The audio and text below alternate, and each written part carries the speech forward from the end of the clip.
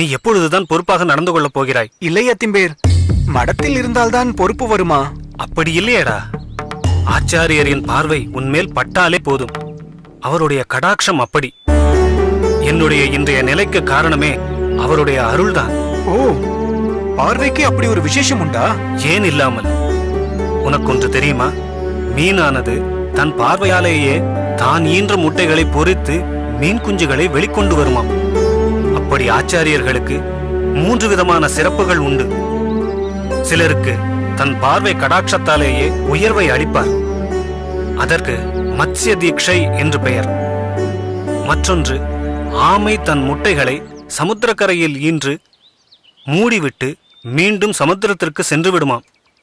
பின் தன் முட்டைகளை பற்றிய நினைப்பிலேயே அம்முட்டைகளை பொறிக்கச் செய்து விடுமாம். இதற்கு கூர்ம தீட்சை என்று பெயர்.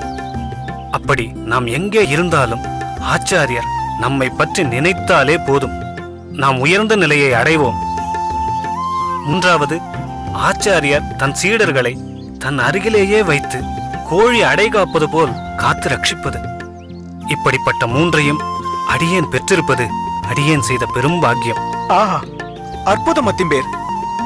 கேட்பதற்கே இப்படி என்றால் இது அனுபவமாக ஆகும்போது ஏற்படும் ஆனந்தத்தை விவரிக்கவே முடியாது. சரி அத்திம்பேர், தாங்கள் சொற்படியே நான் நடக்கிறேன். நல்லது, நீ சென்று ஆசுவாசப்படுத்திக் கொள். சரி அத்திம்பேர்.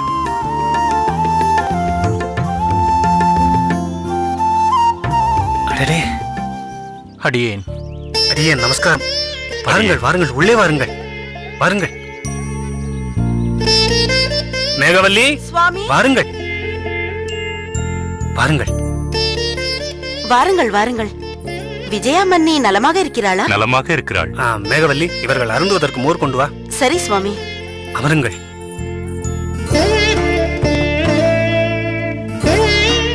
நீங்கள் இருவரும் அடியேனின் அகத்திற்கு வந்தது மிகவும் சந்தோஷம்.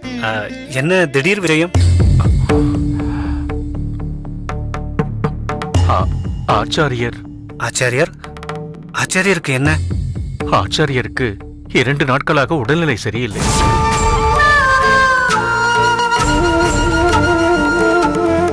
தாங்கள் என்ன சொல்கிறீர்கள்? இப்பொழுது எப்படி இருக்கிறார்? வைத்தியர்கள் யாரையாவது தன்னை பரிசோதிக்க அனுமதித்தாரா? பரிசோதித்து சூர்ண கஷாயமும் கொடுத்திருக்கிறார். காய்ச்சல் தான் என்றாலும் ஓரிரு முறை தங்கள் பெயரை உச்சரித்தபடி முனகிக் கொண்டிருந்தார். எனவேதான் மாரநேர் நம்பியை கவனிக்க சொல்லிவிட்டு நாங்கள் இங்கு வந்தோம். கேட்பதற்கே மிகவும் சங்கடமாக இருக்கிறது. ஆச்சாரியர் நோயில் விழுந்து நான் கண்டதே இல்லை. அதுதான் எங்களுக்கும் வருத்தமாக இருக்கிறது திருக்கோஷ்டியூராரே. ஆச்சாரியரை பார்க்கவே சங்கடமாக இருக்கிறது. தமக்கு பிறகு இந்த சம்பிரதாய போஷகர் யாரோ என்ற மனோவியாதி மட்டும் அவருக்கு நெடுநாட்களாகவே உண்டு. சரி, நாம் உடனே புறப்படுவோம். இந்தாருங்கள். கொடு. மேகவலி, ஆச்சாரியருக்கு உடல்நிலை சரியில்லையாம். நான் இவர்களுடன் ஸ்ரீரங்கம் புறப்படுகிறேன். சுவாமி, நானும் தங்களுடன் வரட்டுமா? வேண்டாம் மேகவல்லி, இது போன்ற சமயத்தில் நம் குடும்பத்தோடு சென்று அங்கு இருக்க முடியாது. பிறகு அங்கு குழந்தைகளை கவனிக்கவே உனக்கு நேரம் சரியாக இருக்கும். அதனால் நான் மட்டும் இவர்களுடன் புறப்படுகிறேன். நீ தேவையான ஏற்பாட்டை செய். சரி சுவாமி.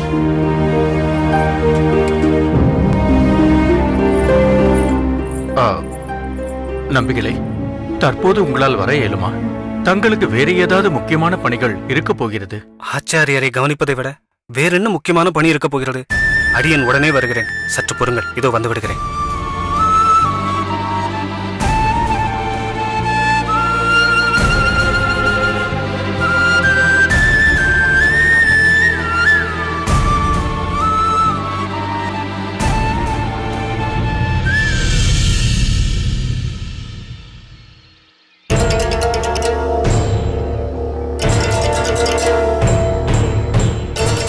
அண்ணே, பழவேஸ் அண்ணே, என்ன இங்க உட்கார்ந்து இருக்க? இதுல யோசனை வர பண்ணிக்கிட்டு இருக்க? என்னவோ யோசனை பண்ணிக்கிட்டு இருக்கேன்னு சொன்னேன். யோசனை தான். என்னென்ன யோசனை? அட போங்கடா, உங்ககிட்ட சொல்லி பிரயோஜனம் இல்ல. சரி விடுங்க, வா தொழில கவனிப்போம். அம்புட்டு மரத்துலயும் குடும்ப கட்டி வச்சிருக்கோம்ல, அம்புட்லயும் கல்லு விழுந்திருக்கும். வாப்பா இறக்கிட்டு வரலாம். அட போங்கடா, நீங்க இந்த தொழிலாளர் தான் பிரச்சனையே. தொழில்னாலயா? அதனால என்னென்ன பிரச்சனை? சொல்லிட்டா அதை தீர்த்து வச்சிருக்கீங்களா? உங்களால எல்லாம் அதை தீர்த்து வைக்க முடியாது. எங்களால் தீர்க்க முடியும்.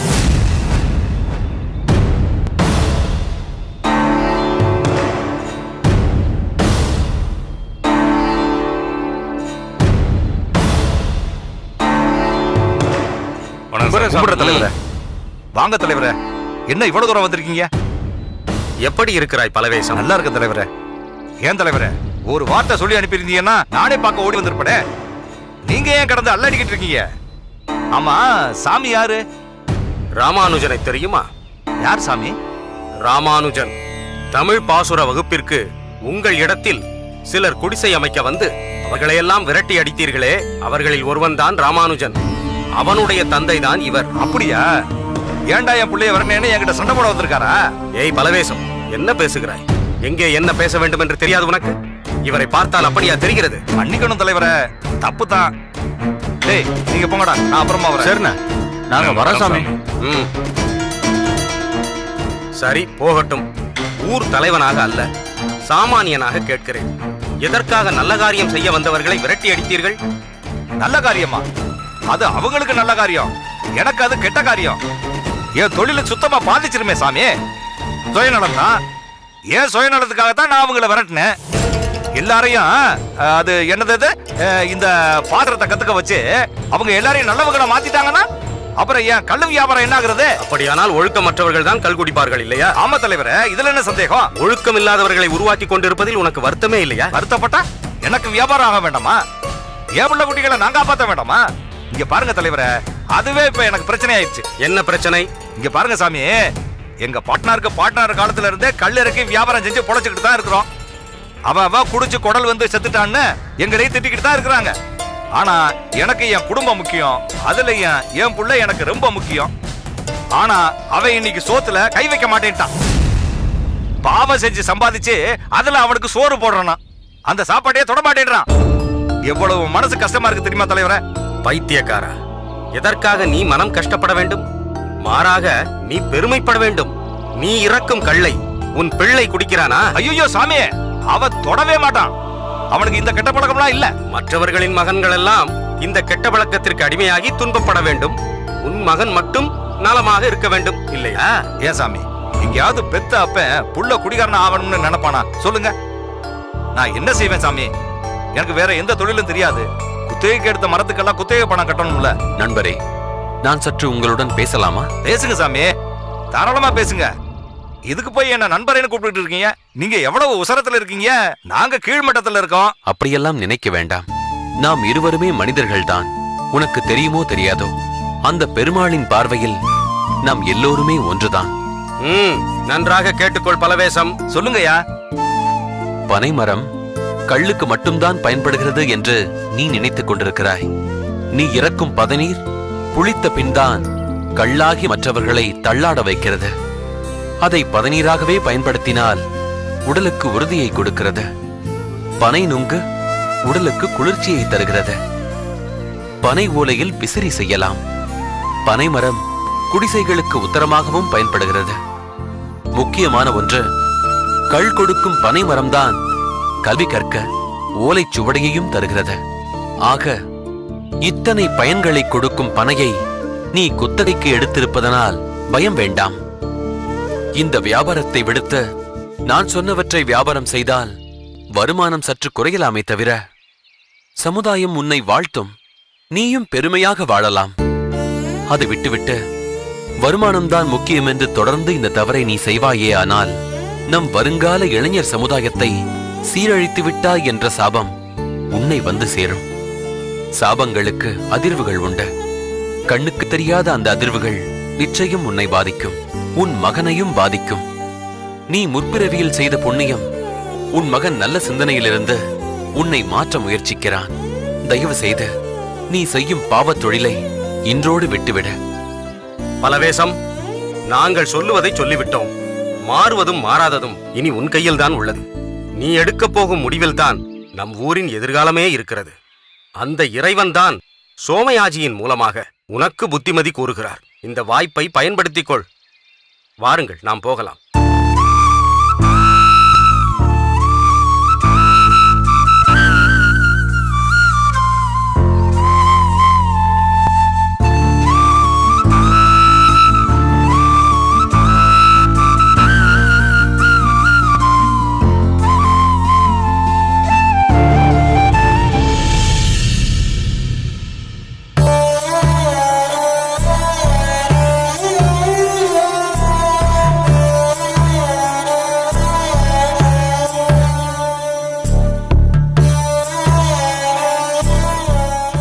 சுவாமி சுவாமி, என்ன வேண்டும் என்று சொல்லுங்கள்.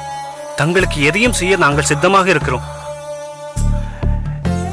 என்னை சற்று எழுப்பி உட்கார வைக்கிறீர்களா? வேண்டாம் சுவாமி, தாங்கள் இன்னும் சில நாட்கள் ஓய்வெடுத்துக் கொள்ளுங்கள்.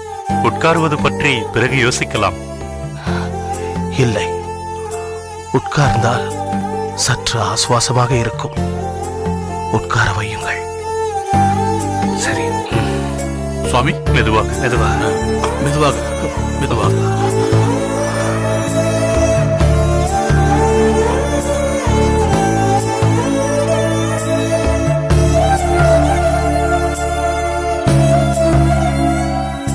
நீங்கள் அனைவரும் அவரவர்களுடைய குடும்ப பொறுப்புகளை கவனிக்காமல் அடியேன் அருகிலேயே உட்கார்ந்திருக்கிறீர்களே. அடியேனை கவனிக்கத்தான் மாரநேரி நம்பியும் மலராண்டானும் இருக்கிறார்களே. நீங்கள் சென்று உங்கள் குடும்ப பணிகளை கவனியுங்கள். என்ன சுவாமி, தங்களை கவனிப்பதை விட எங்கள் வாழ்வில் வேறென்ன தலையாய கடமை இருந்துவிடப் போகிறது? தங்களை இந்த நிலையில் பார்த்த பிறகு எங்களால் குடும்ப பணியை எப்படி சத்தையாக கவனிக்க முடியும்? உங்கள் உடல்நிலை தேரும் வரை எங்களுக்கு வேறு எதிலும் கவனம் செல்லாது. திருமலை நம்பி, நீ ஸ்ரீரங்கம் வந்துவிட்டு இப்போதுதானே திருமலைக்கு சென்றாய். அதற்குள் இப்படி திரும்ப ஓடி வர வேண்டுமா? திருமலையில் பெருமாள் கைங்கரியத்துக்கும் சரி, என் குடும்ப காரியங்களுக்கும் சரி, தக்க மாற்று ஏற்பாடுகள் செய்துவிட்டுத்தான் வந்திருக்கிறேன் சுவாமி. தேவரீர் ஆரோக்கியமாக இருக்கும் சமயத்தில் தங்களுக்கு கைங்கரியம் செய்வதை காட்டிலும் இப்படி உடல்நலம் குறைவாக இருக்கும் போது சேவை செய்வதுதானே இப்பிறவியில் நான் பெற்ற பயனாக இருக்க முடியும். அடியேனை பற்றி நீங்கள் பெரிதாக ஒன்றும் கவலைப்பட தேவையில்லை. ஓரிரு நாட்களில் அடியேன் உடல்நிலை தெரிவிடுவேன். அடியேன் உட்கொள்ளும் சூரணத்தாலும் கஷாயத்தாலும் என் உடல்நிலை தேறுகிறதோ இல்லையோ, நீங்கள் அனைவரும் என் மீது காட்டும் அன்பாலும் பரிவாலும் நிச்சயம் அடியேன் குணமாகி விடுவேன். இது போதும் சுவாமி. தங்கள் திருவாயால் தாங்கள் குணமாகி விடுவேன் என்று கூறினீர்களே, அதுவே எங்களுக்கு போதும்.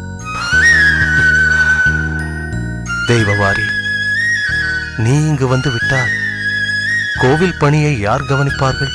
திருவரங்கத்தரையர் பார்த்துக் கொள்கிறார் சுவாமி. தன் தேன் தமிழ் குரலாலும் திராவிட தமிழ் வேதமான ஆழ்வார்கள் அருளிச் செய்த பாசுரத்தாலும் அந்த அரங்கனை குளிரச் செய்து கொண்டிருக்கிறான் என்று அடியேன் கேள்விப்பட்டேன். நீ இல்லாத நேரத்தில் கோவிலையே பார்த்துக் கொள்ளும் அளவிற்கு அவன் தேறிவிட்டானா என்ன?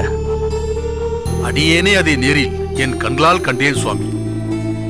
அரங்கனுக்கு ஆரத்தி அர்ப்பணிக்கும் சமயத்தில் வேதத்திலிருந்து ஸ்லோகங்களை சொல்லி அர்ச்சிப்பதுதான் வழக்கம்.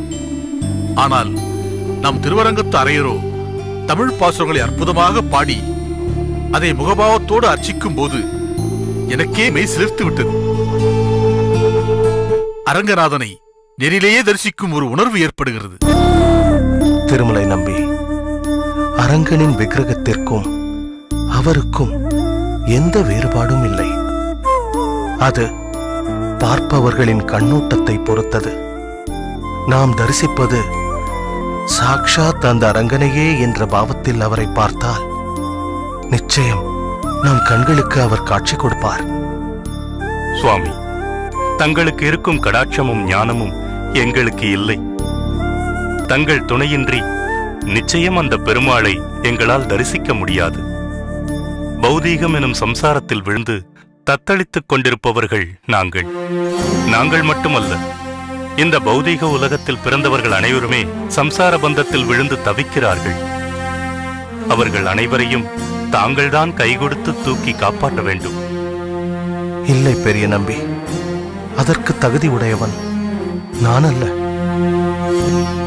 திக்கற்றவர்களுக்கு திசையாக இருந்து, துன்பப்படுபவர்களுக்கு துயர் துடைப்பவனாக இருந்து, கர்ம பந்தத்தில் விழுந்து தத்தளிப்போருக்கு கருணை கடலாக இருந்து இவ்வுலகத்தை உய்விக்கப் போகும் ஒரு ஆச்சாரியர் எப்போதோ அவதரித்து விட்டார். இன்னும் அவரை அடியேனின் கண்களுக்கு அரங்கநாதன் காட்டவில்லை. அந்த நன்னாளை எதிர்பார்த்துத்தான் என் உடலில் ஆத்மா இன்னும் ஒட்டிக்கொண்டிருக்கிறது. உடல் உபாதையிலிருந்து அடியேன் தேறினாலும் வருங்கால ஆச்சாரியரை இன்னும் தரிசிக்கவில்லையே என்ற மன உபாதையிலிருந்து என்னால் மீள முடியாது.